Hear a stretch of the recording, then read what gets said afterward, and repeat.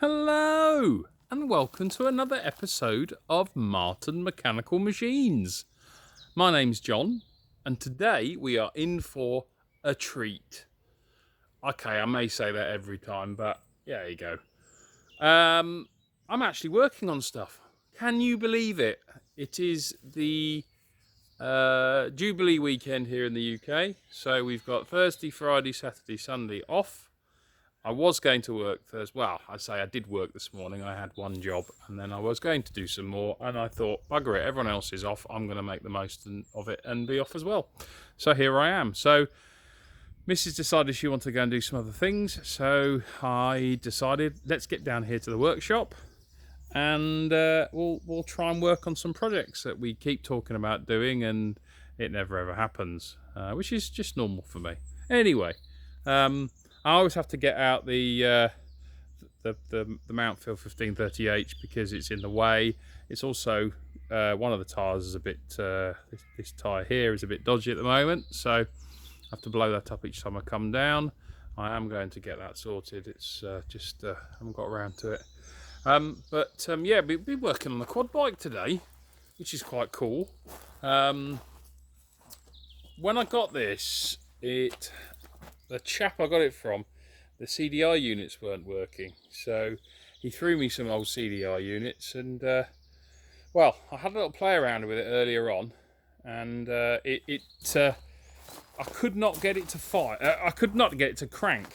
I could hear the starter motor, but it just was buzzing away and not doing anything. So I thought, whoa, maybe it's locked up. So I took all the plugs out, and actually the plugs were brand spanking new, not been used. It appears. So I found on the side that, annoyingly, this doesn't have a crank, a kickstart. Has a crank. What am I talking about? It doesn't have a kickstart. But I noticed that under this cover here, there's a crank bolt. So I turned it over, and it did move. It was a bit stuck. Anyway, I put some lube down the spark plug holes and took the spark plugs out, and a bit of time and a bit of patience, which is very unusual for me. Patience is not something I'm usually very good at, but it seems to work. The carb is a little bit messed up. It needs adjusting, so when it does start up it roars a bit, but let me just see if I can get it to start. So key on, there you go, keys on. I've got to make sure with these, you have to make sure the handbrake, which is here, is locked in because it won't start without it. And then let's see, will she start? Let's have a look.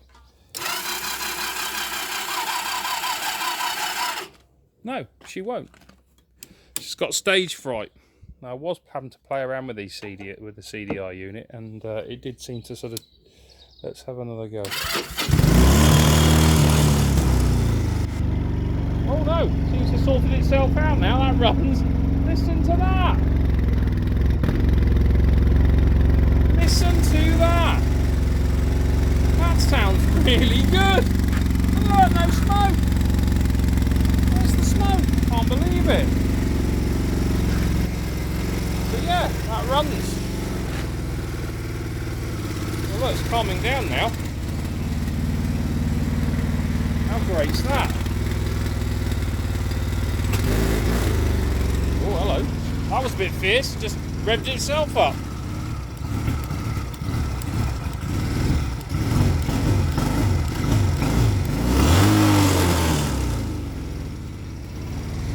Listen to this, I can't believe it. And she's just, oh my God, she just went to tick over. Let's try again. Try again. So fiddle with the CDI again. There we go. And we'll try again.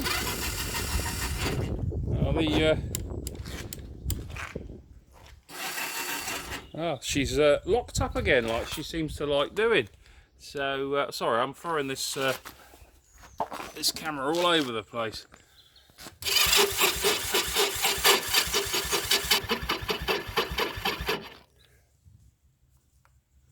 That's it. Make sure that's all clipped in. And the CDI unit's here. It's had a bit of a clean, but I think it may still be a bit dodgy. But see if we can go again. Push the button up here. See, and she clicks.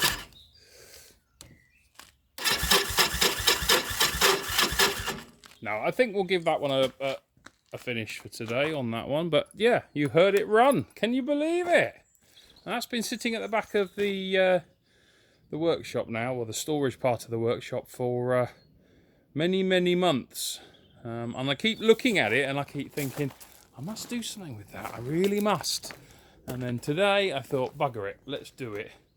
I did pump the tyres up. Unfortunately, both these fronts have got slow punctures. Unfortunately, this near side front has a slightly faster puncture, so it has gone back down again.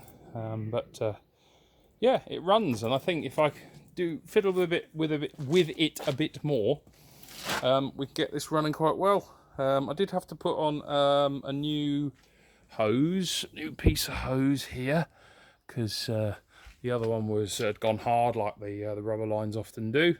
And then I'm just running a battery here that I've got, little 12 volt that I've got for one of my ride-on mowers, but it does the job. It works fine.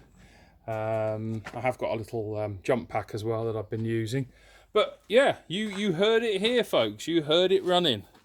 I've had it running a couple of times, but that actually for camera was the best running time I've had out of it. So I'm quite happy with that. A bit more fettling, a bit more messing with it, and hopefully we can get it to run properly. I then have to work out whether the clutch and the gearbox work, but there we go. Well, I hope you like that one. Right, let's quickly move on, because I picked this up. I don't know if anyone knows what this is. I actually, speaking to a friend of mine today who watches my channel, who now lives in Australia, he'll probably see these about, because this is a VICTA. Which is a 2-stroke lawnmower made in Australia. This one dates from 2004, which is the last year of the 2-stroke Victas, as they by law, for emissions, etc., they had to change over to a 4-stroke engine. Very powerful little thing, these. A very unusual carburettor though. Everyone's used to the sort of standard carburettor that you see with most of the lawnmowers, but this is slightly different look to it. I'm not 100% on how it works, but it does have a bit of a leak, this one, but I've just basically given it a quick clean, spark plug, but it works, and I'm going to bung it on for you all. So someone's put on this. I have had to where am I? There I am. Someone's put on their own little starter switch. Unfortunately, I didn't have any of these connectors, so I just had to put the wire around like that. I know it's a bit of a bodge, but hey ho. So put that on like that, and then there's your start and your run. Actually, this was quite jammed up, but it wouldn't go up to past the start, which gives you a bit more throttle, but it does now. So there it is. So let's see. Just excuse me for a minute while I try and get this to start.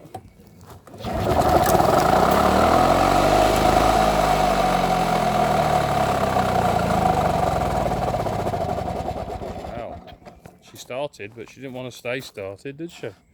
Let's see if we can do that again.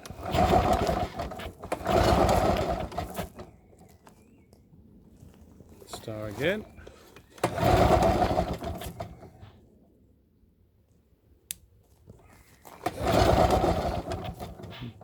Nope, doesn't want to know now.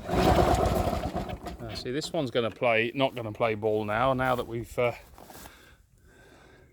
let's let's see, make sure that's on properly.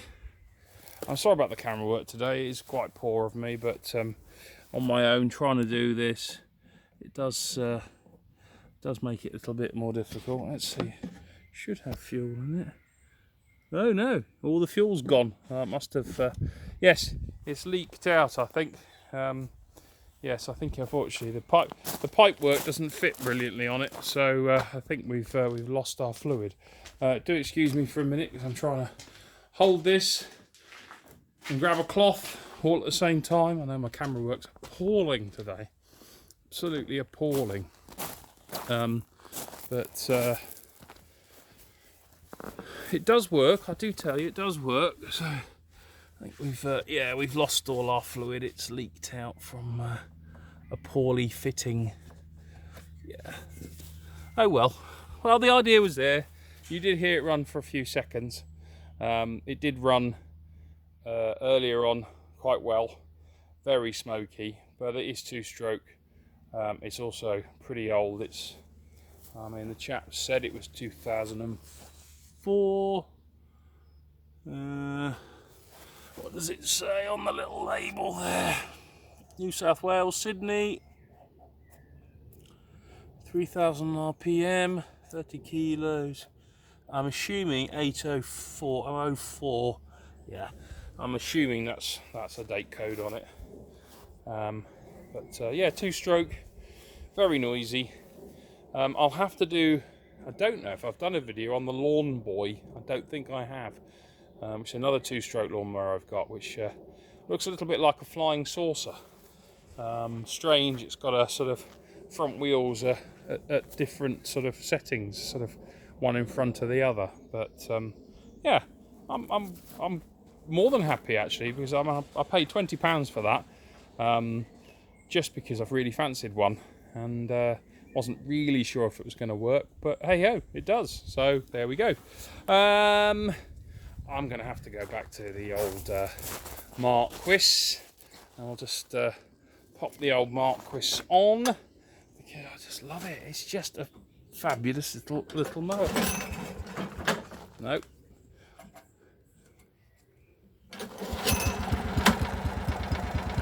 Listen to that.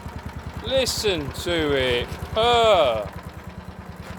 If you want to look back at my Ransome's Motor Triple Mark IV video with the Kohler engine, just as this has got, yeah,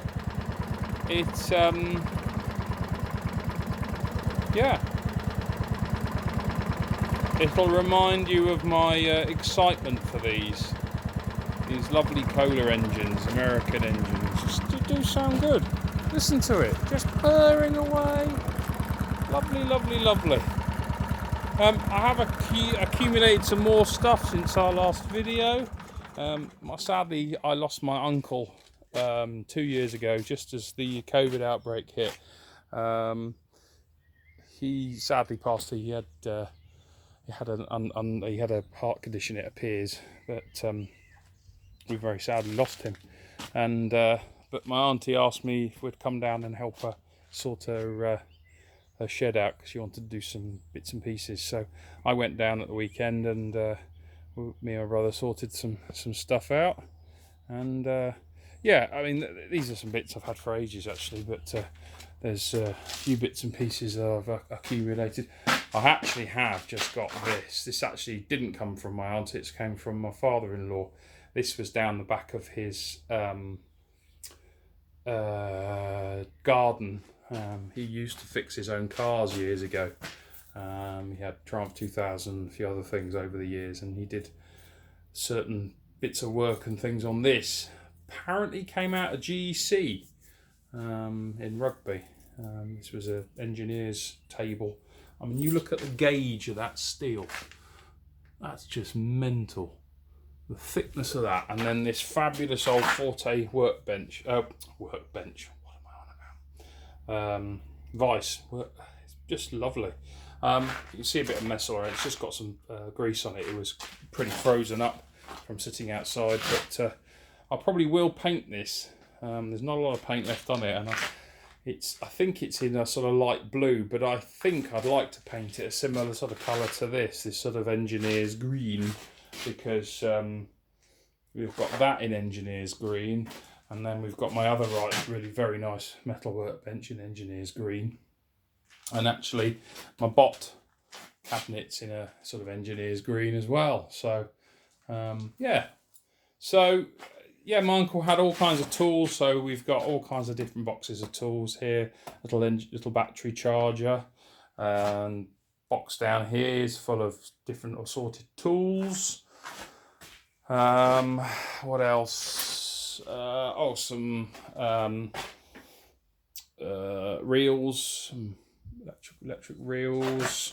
Oh yeah, these rather nice old toolbox. Another one, little small one down there. It's a random selection of odds and sods. Anyone interested in a bean slicer? I don't know, just, you know me, random things I like to pick up. Lovely old iron with its original stand, which is, I don't know if you can see that down in there, rather nice thing. And just, I like some old bottles and cans and things. I mean, I don't even know what this is. It's an old lubricant of some kind, but they just don't make them look like that anymore. It's just fabulous. So yeah, odds and sods and things in there. Rather nice little grease can, little grease tub there, LM grease, and then a nice old Castrol GTX can as well. What else did we get? Oh, we picked this up at the car boot sale. It's rather nice, little old Prima oil can. Lovely thing that is. I don't know if I'm going to get rid of that, because that is in such lovely condition, and I paid very little for it. I know, old Bisto can, but that was in my uncle's garage, and I couldn't bear to see that go. I got some of these brass jugs as well. Not really my thing, but I thought I'll rescue those from going to the tip. Nice old lamp, old oil lamp there.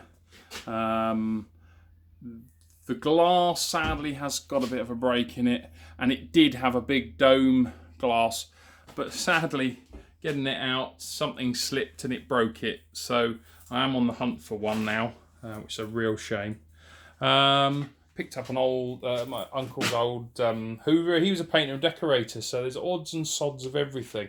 Quite a few old tools. You can see down there, lovely old wine rack down there, which came out of, used to be, I remember when I was a child, used to be in their upstairs front room, with many bottles of 90p Beaujolais Nouveau that my uncle used to love to drink.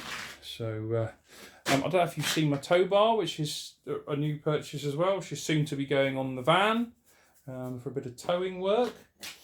Oh, little trolley here that I got.